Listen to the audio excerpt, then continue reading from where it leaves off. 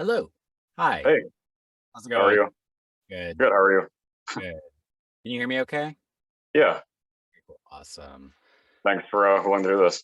Yeah, totally. Yeah, thanks for having me. Totally. So I could just jump around then with roles in your career and everything. Yeah, yeah, totally. I'm down for that. So I know professionally everything started with Holy Night. Yeah, so for Holy Night, it was an anime that I recorded up in New York. It was kind of like the beginning of my career. I went up to New Jersey in the dead of winter and I recorded in a kind of funny studio, and that was my first thing. It was an interesting experience. Is there like did you take the dubbing easy or was it hard to get used to? I had already kind of dabbled with it on my own as a up and coming actor. I kind of practiced in whatever matching to flaps.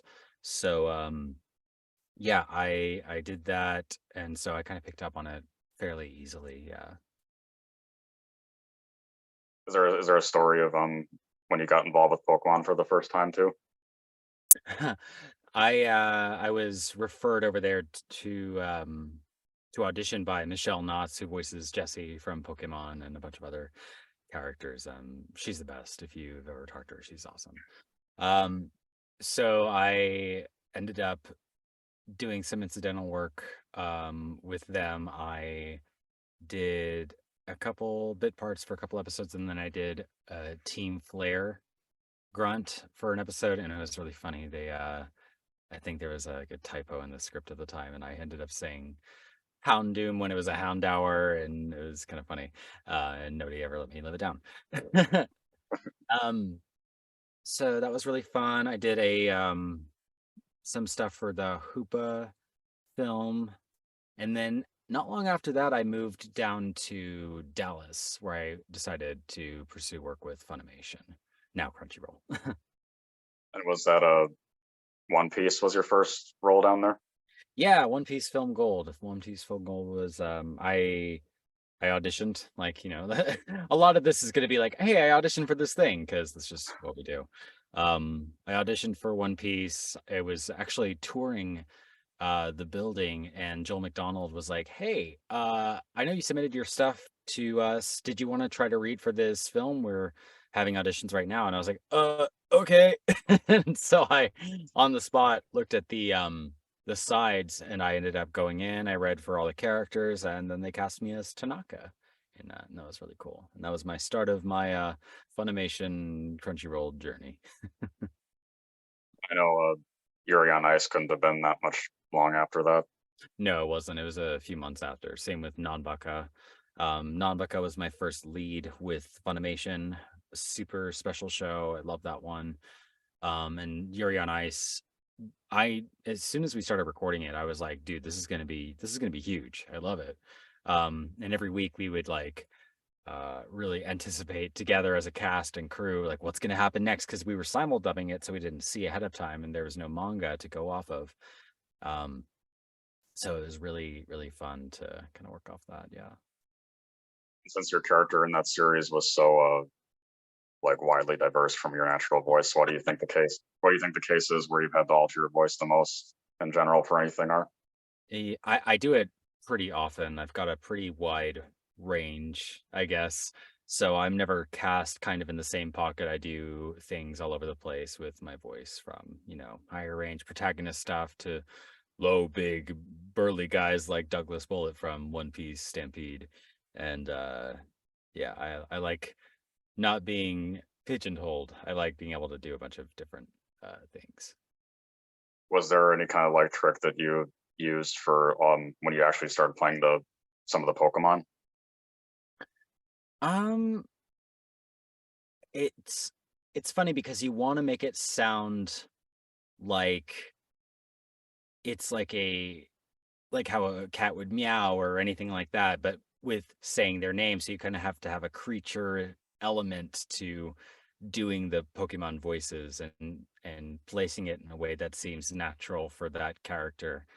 Um, it's funny, yeah, you really have to play with it. The director, Lisa Ortiz, really helps guide us to make it sound as Pokemon as possible. I know this is jumping ahead, but it's on the same topic. Sure. Was becoming N just like a pretty general audition too? Yeah, I mean, I auditioned. I really love Black and White as a fan of Pokemon. I thought that was, really exciting, and I was really looking forward to reading for the character. And I booked it, and I've been doing skins ever since. I've done like I think 4 or 5 different skins for the character. And he's so pure. Well, speaking of bigger characters like that and Jyugo, who do you think that you personally relate the most to in terms of like bigger, long running characters? Bigger, long running characters. I mean, it's tricky. I mean, I've done a lot of long running kind of iconic characters at this point. Um, I don't know. I guess come back to me on that. I'm not sure at the moment. Okay. well, how could you relate to Jyugo then? Jugo is funny because he's a really laid back kind of guy, and I relate in the way that he loves cats. He's such a cat fanatic, and I've got my cat roaming around out here. He's sweet. But he's just fun and cares about his friends, and I feel like I relate to that pretty deeply with like the bonds with people. I think it's cool. Well, I would maybe have guessed that if you could pick one character, that it would have been Cherry. That Well, he's. I mean, yeah, Cherry, I was thinking like long running, and we've only done it Oh once. yeah. But yeah, Cherry, I think would definitely be someone I relate to the most. Yeah. Do you tend to also be a fan of a lot of the series that you end up being in? I'm a fan of a lot of them. Yeah, I grew up as a Dragon Ball fanboy. Yeah. Being in Dragon Ball now, or Pokemon or anything like that is really exciting. Final Fantasy, things like that. Yeah. I know you don't really get to talk about this one much, but I did like that you were part of the wholesome version of the Token Ranbu Yeah, series. Token Rambu. Yeah, dude, that was awesome. I love Tonabami. Like he's so cute and small, and I wish we had gotten to play more with the characters, but there were so many. Um, Hmm. but that was one of my first things too, and I really like that one. Do you think you have a preference on like lighter series opposed to darker, or no? Not really. I like each for different reasons. Well, another favorite character of mine, I guess it would be under that category of yours, is in Bed and Breakfast or Oh, Ron Maru. Ranmaru. Yeah. Yeah. That was a really fun character. I love that kind of feudal era sort of setting, and I really loved being this just really kind of ethereal, pretty dog demon guy. It turns into a cute little dog. Like it's so charming. I love it. Hmm. So back to the timeline. I know after Token Ranbu would have been Saga of Tanya. Yes. Oh, Yep. that was really fun too. Yeah. I that was my first time working with Jeremy Inman, and Inman has such a good ear for trying to create an atmosphere with those kinds of like really dynamic, serious shows. And the way everybody sounds, the mixing, the casting, everything was really, really solid on that. Hopefully, we get to do some more eventually. Did you just naturally get a feeling that you wanted to direct to from working on anime? I um I don't know. I've been directing for about 4 years now, and I was recommended to do it by Tia Ballard and Oh, Alexis Tipton. They both helped train me trying to. I shadowed a bunch of people. I shadowed like Alexis, I shadowed Caitlin Glass, some other directors. Tia is the one who trained me though. She sat down and I was her AD for Kono Oto Tomore, which I was also Chikakudo in. But so what I ended up doing is just kind of observing for a while, for a few weeks, and taking notes, and then yeah, she ended up putting me in the driver's seat, and I haven't stopped directing since. Well, do you have a single favorite series that you've directed then? Mm, I would say I really loved the first simuldub I cast. Suppose a kid from the last Dungeon Boonies moved to his starter town. Full title, it's so long. But it was so charming, and I worked with a bunch of really cool, talented people. Um, yeah, it just made me really happy to work on. When you're also starring in something that you're directing, is someone directing you, or are you doing it yourself?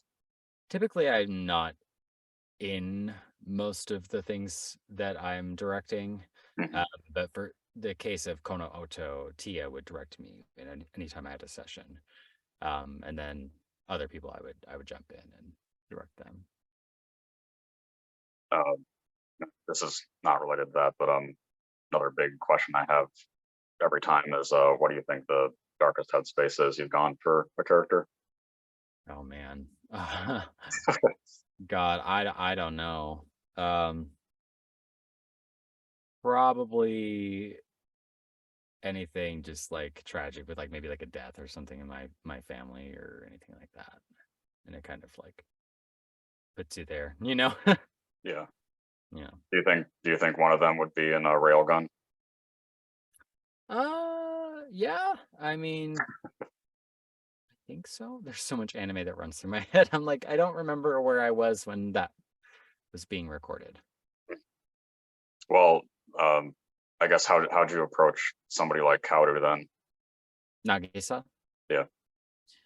That was interesting because I was the sixth person to do it.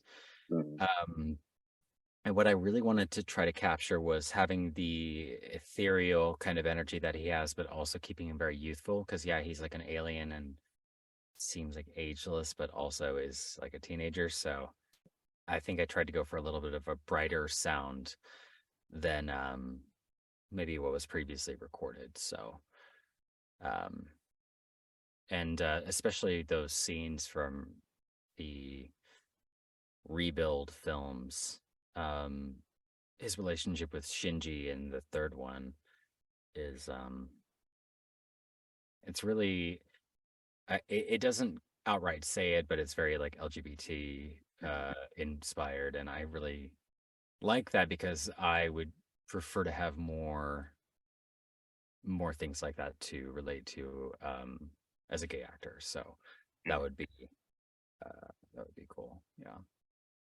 Do you know what the first character, like LGBT character you played in anime was? I think it was Asaya Hasekura in Hitorijime My Hero. Um, Oh yeah. yeah, I did that one at Sentai Filmworks. It was my first time working there, and it was really cool because that was like my first outright like BL anime that I got to work on. I think that was really special. Well, I know you have a really fun character like that in Sarazan Mai Yes, too. Mabu. Yeah, exactly. Yeah, that's another one that was really, really. Um, I just love being able to do stuff like that because it's so few and far between Hmm. that whenever we get the chance to do it, I'm stoked about it, you know? So, Hmm. mhm. I think this is another more lesser talked about with Valner and Shane Chronicle. Oh man, yeah, he was cool. He was just a broody badass. Um, I loved getting to play him, yeah. Mhm. Oh, and then this is totally opposite, but Tsukigakure. That's very like Yeah, it's a very slice of nuanced. life, just nuanced role, yeah. Mhm. And so many different anime. Well, I think this was a smaller part, but he had a cool villain in Records of Bastard Magic. Yeah, yeah. I don't know much else about this series, honestly, except for the parts that Okay. I did. Hmm. Mm, yeah. That happens a lot when we're working, is we'll come in and just do the director's job is to give you context on what you're doing in the moment. Um, and you may not be able to have time to watch the whole series, so you just kind of have to Yeah. rely on them. Was LA also like always the end goal for you? Do you think? Um, No, I don't think so. I don't think I intended to move here. I ended up yeah, I ended up moving here on a whim. Oh, Yeah, and thankfully it worked out. Because I mean I didn't know. I think I just wanted to branch out and do more outside of anime. And so I've luckily been able to do that with a bunch of video games and other things. did you move over there during the pandemic? I did about 3 months into it. Oh, wow. Yeah, I moved June 2020.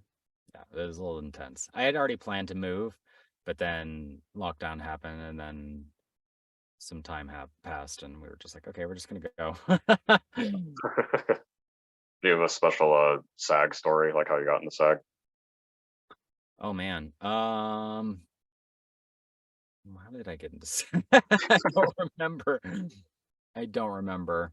I think my first thing was B stars.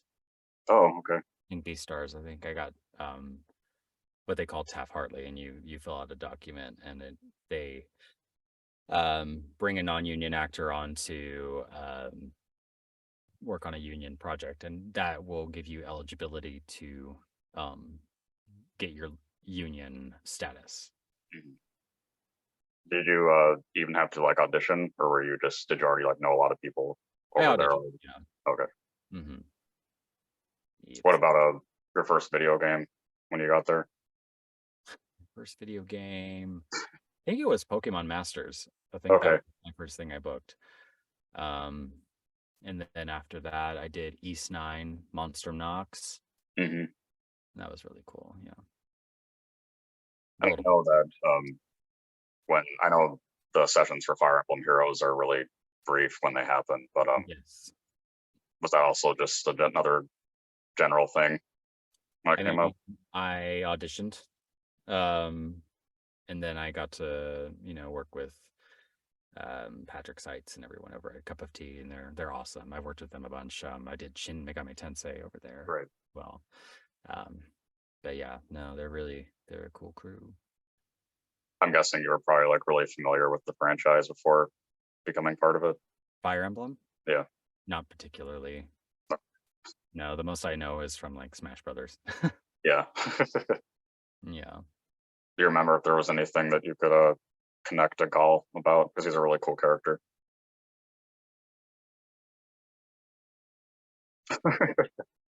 No. That's okay. I don't. I'm sorry.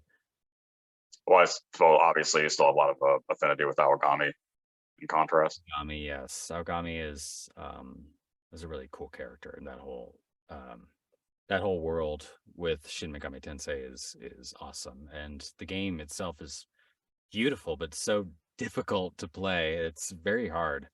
I still haven't finished it, unfortunately. Do you so you probably don't have a problem like by now, like hearing your own performances in games and anime and stuff. No, I'm just critical of myself, but not in like a I can't listen to this kind of way. It's usually just like, oh yeah, like I mean, maybe I could have done this differently or, something like that. I guess this would be going back to a darker series, but Tokyo Ghoul is another character in that is another one that you wouldn't really expect it to. I know, and that one was so sad and depressing to play through. Because he comes off as such like a goofball, but his, spoilers, his end is tragic and brutal. I was so sad, and in the way that he's just like with his friends, but is like slowly dying and having to go through that is that's a really tough place emotionally to get through. It was rough, yeah. Let's see what else. Well, it's jumping ahead, but of course your character wasn't dark, but and Platinum End was Yeah, really cool show too. it is super cool. Yeah, no, I loved Revel. Revel was just a really fun character because he comes across in the beginning kind of villainous, but ends up being just a softie, and he's kind of silly and he's messing around with Nase all the time, and it's just it was fun too. I thought the character design was really cool and the world was really interesting. Is there still a franchise or like multiple franchises you hope to be part of, Oh, like totally. Legacy? I mean, I would love to work on Kingdom Hearts. I think that would be really cool. Hmm. So I'm hoping that at some point would be, you know, something. I'd love to do anything like Disney, an animated series or movie or something crazy like that. That would be fun. Have you gotten to work in many other avenues outside of anime since you've been in LA? Just video games mostly. I did some motion capture work, which was really cool. Um, but that's usually what I work on most. Mhm. Was there ever any aspiration to do a live action stuff for you at all? Not really. It just kind of happened. Oh, do you mean, I'm sorry, I thought you were talking about a live action dub. Are you talking about the like just on camera You're work? right. Yeah. Gotcha. Not particularly. I don't feel as comfortable in front of a camera, so I think, I feel better in a booth kind of creating characters like this. Um for motion capture though, it was a really interesting experience because we were in these bodysuits with all the dots on us and was Yeah. on camera on a stage, what they call the volume. Um, and that is like memorization of lines and stuff like that. So it was a really big shift from what I'm used to. So it was really nerve wracking, but I'm glad that I pushed myself outside of my comfort zone to do that job. Have you gotten any experiences to do mocap stuff since then? No, just the ones. And since you did bring up live action dubbing, I know that everybody I've talked to at least said that that's even harder than anime. It can be, yeah. In some ways it's easier, in some ways it's more difficult. But because you're trying to match a real person's mouth, like how you Yeah. and I are speaking now, so that can be pretty challenging to do, especially if it hasn't been adapted to fit. So you may have to make some adjustments and just try to sell it as much as possible because you have to bring the reads in a lot more and make it not so animated. It's more grounded with how you're acting in that. So a lot less projection typically and just messier reads in a way that's not like super articulated. Mhm. Um, yeah, so I mean, it varies in that way for that. Do you think that you're pretty adept at accents in general? I feel like I am. I feel like I do a good number of them. There's always some that I can work on because it's hard to have a bunch in your repertoire, but I can't do French to save my life. Um, but yeah, I've got a few. I feel like I'm pretty good at it. Well, I think probably one of the only cases in anime where you've gotten through that is free, right? Well, Free, I did that. Moriarty the Patriot, I did Oh that. yeah. Um, Yuri on Ice with Yakov. Um, I've done some stuff. I mean, Frieza, funnily, it's not like British, but it's like transatlantic Yeah. borderline. So that ends up being um something like that too. So I guess sometimes um I do stuff. But yeah, Free was funny because I was like, I don't even know how Swedish sounds for an accent.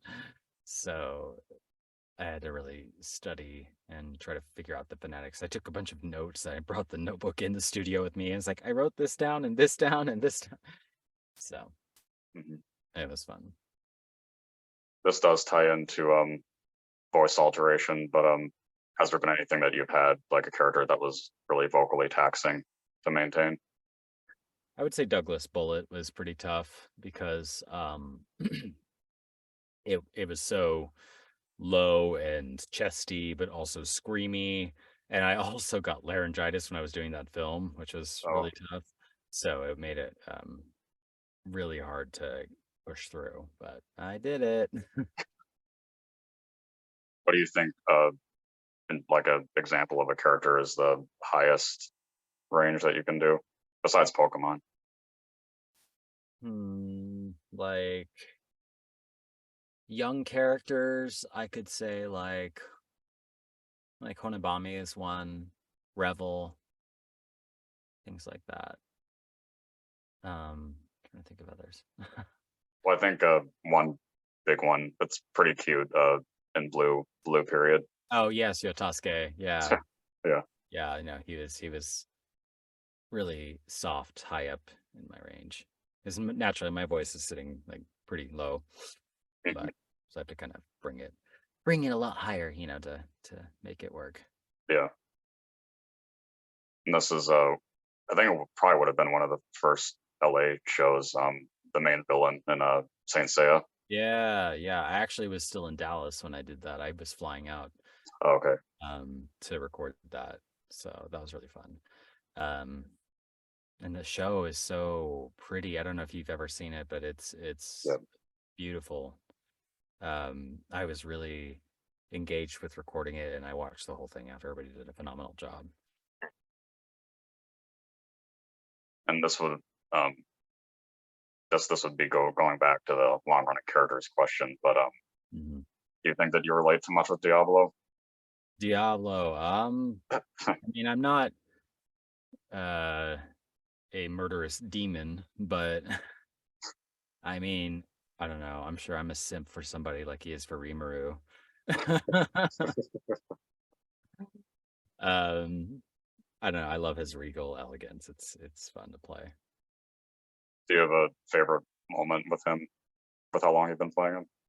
Recently with the movie, I think really love the dynamic in the fight between Viola and him. It was really fun. And also there's a scene where he after Rimuru has summoned him and he's kind of like waving Diablo off like I don't even know who you are. Like why are you still here? And it just kind of crushes Diablo's whole soul. And it just completely breaks character. It's really funny to do. I had to Mhm. figure out how I was like, how am I going to go from like smooth and suave to whimpering kind of thing, but also make it believable. Mhm. Hmm. What do you think so far? Uh, the situation where the fan base of a character that you've played surprised you the most is? Skate the Infinity, probably. Oh, The okay. fan base is really lovely and has so much just they vibe with the whole show and they really relate to the characters and I get people coming up to me all the time, talking about how it's helped them come out or it's helped them kind of find themselves and how they really just love the characters. It's like a comfort for them and that's really special to me to be able to be a part of that. Um it's probably the most wholesome fandom I have. Yeah. Hmm.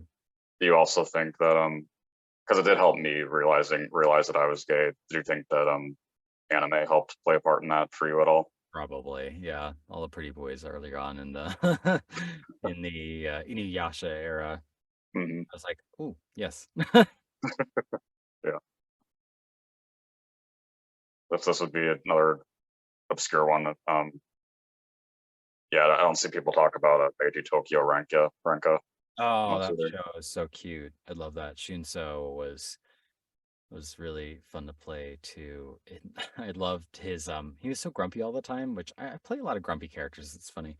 But um but also there's a funny scene speaking of gay where they're like early on he like has this awkward scene with like the Chris Wakeham's character redhead. Um and I'm just like I ship it. Can it be gay? Like please. It was cute. He was like simping over a cat and then he's like, "Oh my god, you're like naked or something." And then he like blushes. It's really Yeah. cute. Stop.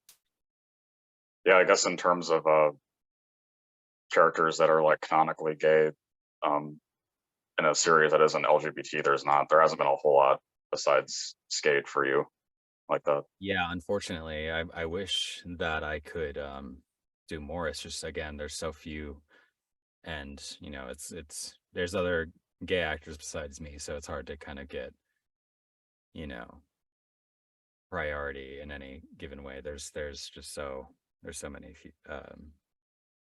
so many actors, so few opportunities. That's what I was trying to say. Right.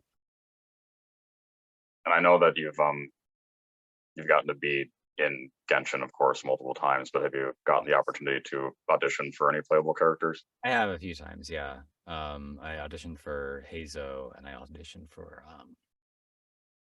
Kazuha. Oh, okay. Yeah, those guys, and then I think some other ones, but those are the two that I remember the most. Excuse me. I'm sure with how long it'll still be going on, though, that that'll happen for you at some point. Fingers crossed. Same thing with like an actual Fire Emblem game. Yeah, yeah, I'm sure. Yeah, Oh, that's well, speaking of that too, when Weiss came about in Final Fantasy VII, yeah. I'm sure that was really special. Oh, extremely, because I grew up as a FF7 fanboy, and I was actually playing through Remake at the beginning of COVID, and it was right before I was moving, and I finished the game, and I was like, oh man, I really want to be in something like this. This is such a cool game. And then I moved to LA. I had already had an agent and everything, but I moved out here, and maybe like a week later, I got the audition for Vice, and I was like, ah. So I read for it. I didn't hear anything back for a minute. I did a callback like 2 weeks later, and then I didn't hear anything for like 4 months, and it drove me insane. I was like, where did it go? So I assumed I didn't book it. Yeah. It was actually my first, because we were recording remotely for most of the pandemic, and sometimes still, but we were going more in studio now. Um, but it was my first back in studio session because they wanted to match the quality of the main game. Um, really, really cool experience. Hopefully he comes back for future installments. Are you also the kind of person with every instance? Are you always doing fight efforts like moving around in the booth when you're making those? Um, you can move around a little bit, but like how you see I'm in my booth right now, I kind of have to stay on mic. So if I'm going to do any sort of effort, you can't really move too much. Right. Yeah, so you kind of have to stick here. Otherwise, it's going to sound like I'm going like this. You know what I mean? Yeah. Um, so staying on mic is important. So most recently, I know it's still going on. Chichiro and Demon School. Yes. Yeah. Yeah. Ball him out. I love him. He's such a, because when I started recording him, I thought he was just going to be another scary kind of bad guy, but he's Hmm. so sweet and soft and just like a big teddy bear. And I love him, but he'll still like mess you up if you hurt his students, Yeah. was cool. Yeah. I think we just wrapped the last season a few Hmm. weeks. Personally, for me, it was cool to see UC be part of Orient because I think that's such a like a Yeah. like a '90s shonen kind of show.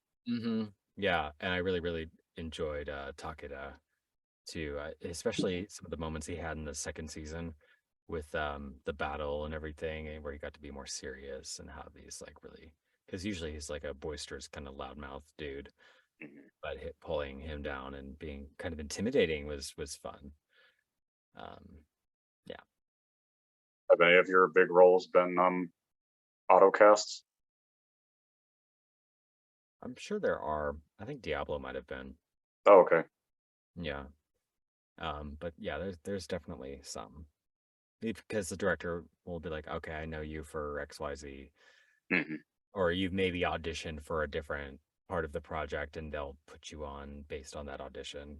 So I think it was because Cliff knew I did Frieza that he's like, okay, I'm going to put you on Diablo. So Did you have that? Did you have to audition for Inuyasha or Yashahime? I did audition for Yasha Hime early on. I auditioned for like Kohaku and, um, oh my God, who's the redhead villain? Oh, that Crispin Freeman plays. Yes, I auditioned Yeah. for him, like a callback, but I didn't get it. So later I ended up being um Mayonaka, which was cool. Inuyasha was like one of my um gateway anime when I just was like so excited to be a part of it in any way. Um, Especially like a character like it's like a demon, which is really cool. If you did, just like hypothetically speaking, if you did get the opportunity to be part of Sailor Moon, who do you think you'd want to be in Sailor Moon? Sailor Moon. I've never watched it. Oh, I, okay. like ever. to my shame. It just never uh was something that, I mean, like, it interests me, but I don't know. I don't know why I Okay. missed that wagon. I know there's still a pretty big fan base with your role in Beyblade. Oh, is there? Yeah. That character was wild. He was a trip and painful to do. I did all of that remotely in this booth, and screaming that much for hours was very sweaty. Yeah. Yeah. I was like, oh God. So then I guess there were, you had multiple characters in High Rise Invasion. Yes. Yep. I think sometimes I do a roll and I'm like, I don't remember what I did at all. Like, that one is one of them. I'm like, what did I do for that again? Okay. And some of these characters I've also talked to some of the women that have played like the younger versions of you too. Oh, So really? yeah. For which ones? Skate was the main one. Skate Leading Stars. Oh, Skate Leading Stars. Yeah, yeah, yeah. No, that one I remember more. He was fun. Rio. Yes. I've done like, I have, I think maybe like 300 credits on my IMDb, so I like lose track on like Yeah. who's what, or like, especially if it's not something that I've done like a ton of time on, or if it's been a few years, you know. Mhm. Sometimes I'm just like, I remember doing that, but I don't remember the character's name or the specifics of the show or stuff like that. Yeah. Well, this is a game, but what about with the Phantom Breaker? That's a very like Yeah, that genderless. was fun. Yeah. Yeah, yeah, that character was really, I thought it was a girl at first. Yeah. So I was surprised. I was like, oh, okay, sure. I mean, like, that's cute. Like, I'll definitely play. Um, and Dave was fun. I like playing fighting games, so it was really cool to try it out when it came out. It was cool that you got to be part of the Tales of Luminaria Yeah, that was game too. fun. Gaspard was totally kind of outside of what I usually play. He's kind of a cocky, snake like kind of guy, and I don't usually play a ton of those, so it was fun to kind of mess around with that. I know one of the recent things I guess you'd be able to talk about is the Trails into Reverie. Yeah, I'm excited for that one to come out. I think it's coming out in what, June, July, something like Hmm. that. Yeah, that was fun. Again, it's like it's playing the protect. Sometimes people forget I can do like the higher protag range. So I was really happy to record that.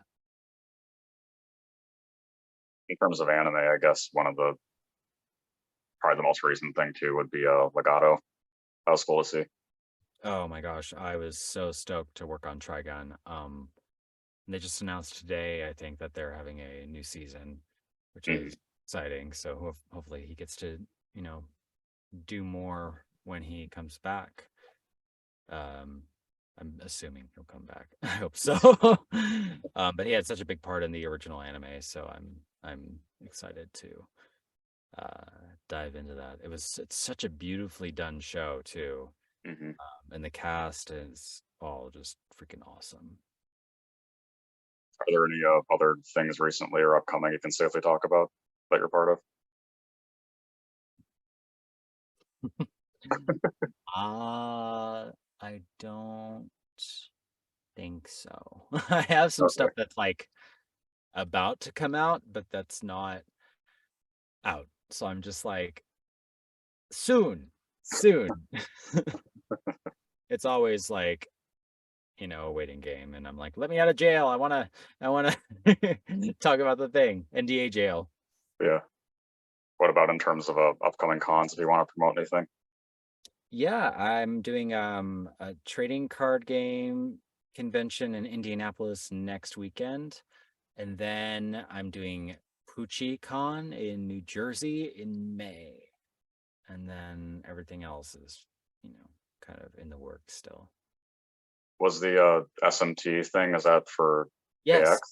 AX? Yeah, so I'm gonna be at Anime Expo in July. for a SMT 30th anniversary concert.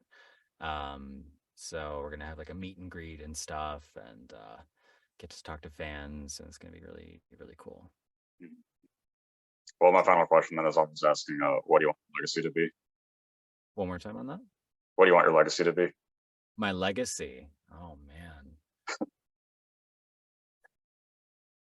my legacy to be is as an actor.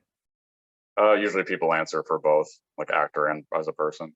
As a person, I want to be known as kind. I want to be known as like somebody that people feel safe with, and a good friend, and you know, hardworking.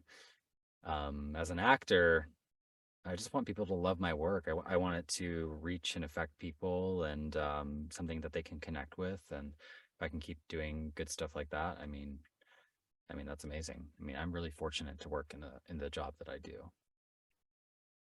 It sounds like too that I'm sure you've gotten a lot of like stories from fans about how roles that you've done have saved them in some way.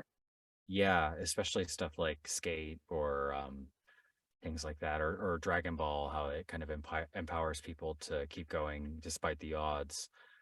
Um, so, and I love hearing when people come up to me and talk about their experiences with that. It really motivates me to keep going too. Well, thank you. I'm glad that we got to do this. What was that? Thank you. I'm glad that we got to do this. No, yeah, no problem. Thank you so much for having me. I really appreciate it. Yeah. Have a good rest of your day then. You too. Thank you so much. All right, bye. Thanks. Bye.